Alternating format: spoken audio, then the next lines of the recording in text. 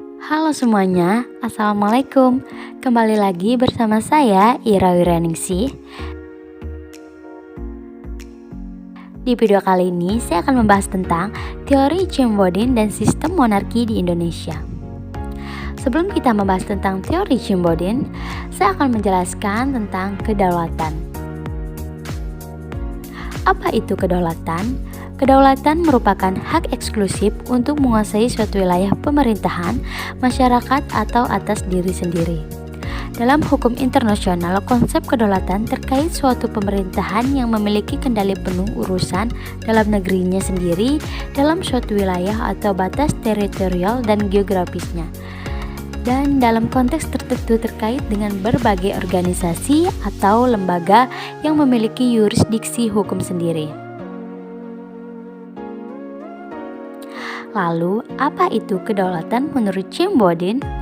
Kedaulatan menurut Chimboden ada 4 sifat pokok, yaitu: pertama, permanen, yang merupakan kedaulatan yang tetap ada selama negara itu masih berdiri sendiri.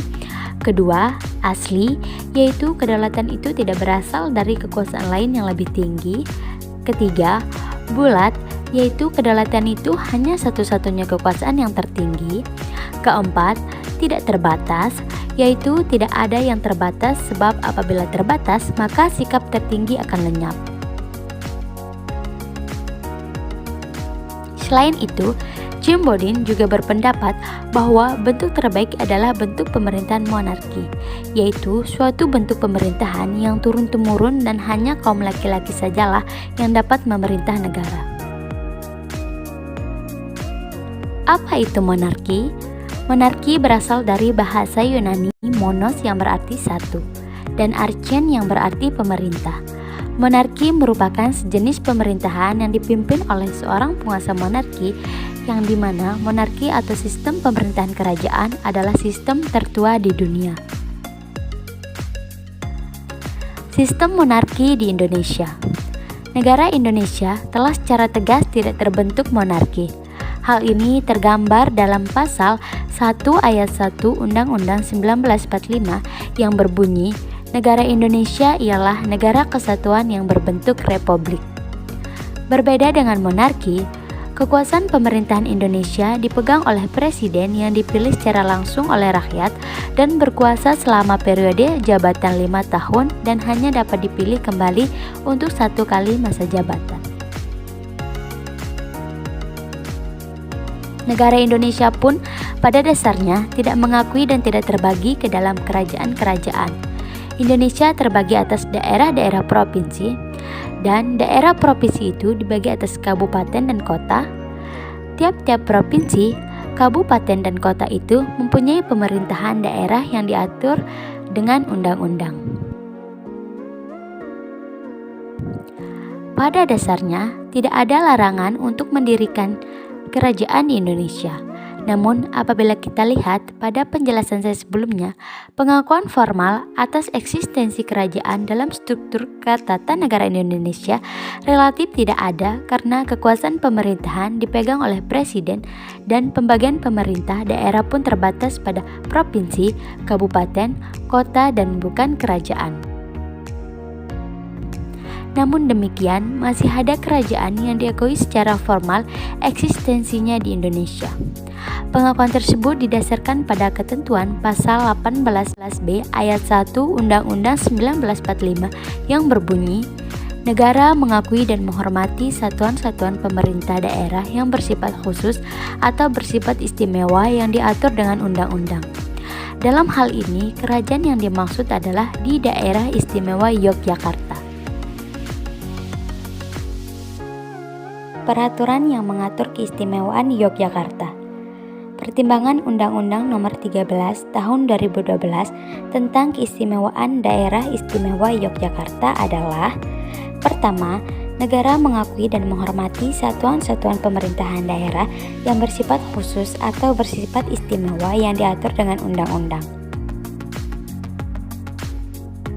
Kedua, bahwa Kesultanan Ngayogyakarta Hadiningrat dan Kadipaten Pakualaman yang telah mempunyai wilayah pemerintahan dan penduduk sebelum lahirnya Negara Kesatuan Republik Indonesia pada tanggal 17 Agustus 1945 berperan dan memberikan sumbangsi yang besar dalam mempertahankan, mengisi, dan menjaga keutuhan Negara Kesatuan Republik Indonesia. Ketiga, bahwa Undang-Undang Nomor 3 Tahun 1950 tentang pembentukan Daerah Istimewa Yogyakarta sebagaimana telah diubah beberapa kali.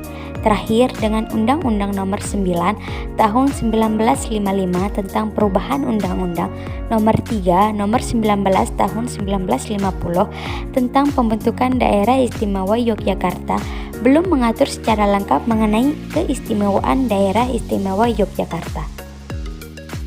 Keempat, sebagaimana dimaksud dalam huruf A, huruf B, dan huruf C perlu membentuk undang-undang tentang keistimewaan Daerah Istimewa Yogyakarta.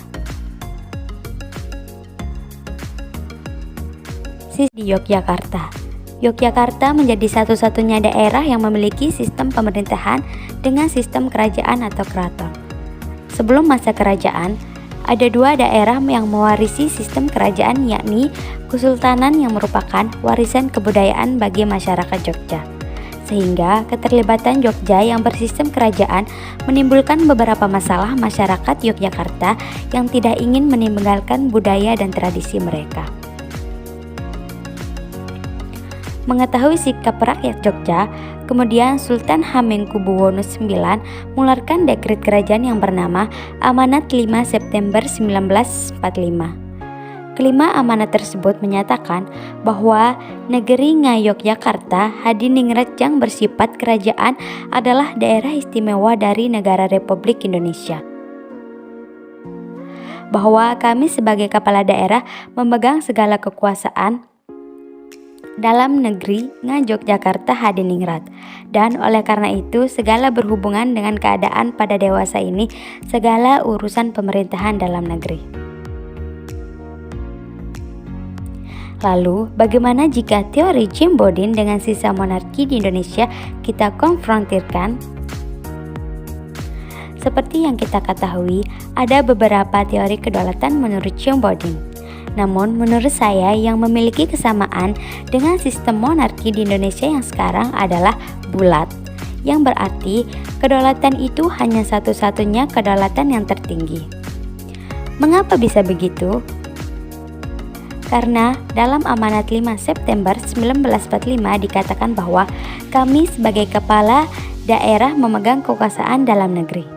Jadi maksudnya adalah Sultan telah menegaskan bahwa dia memiliki kekuasaan tertinggi dan tidak terbagi-bagi dalam mengurus daerah Yogyakarta. Oke teman-teman, sampai di sini saja penjelasan kita hari ini.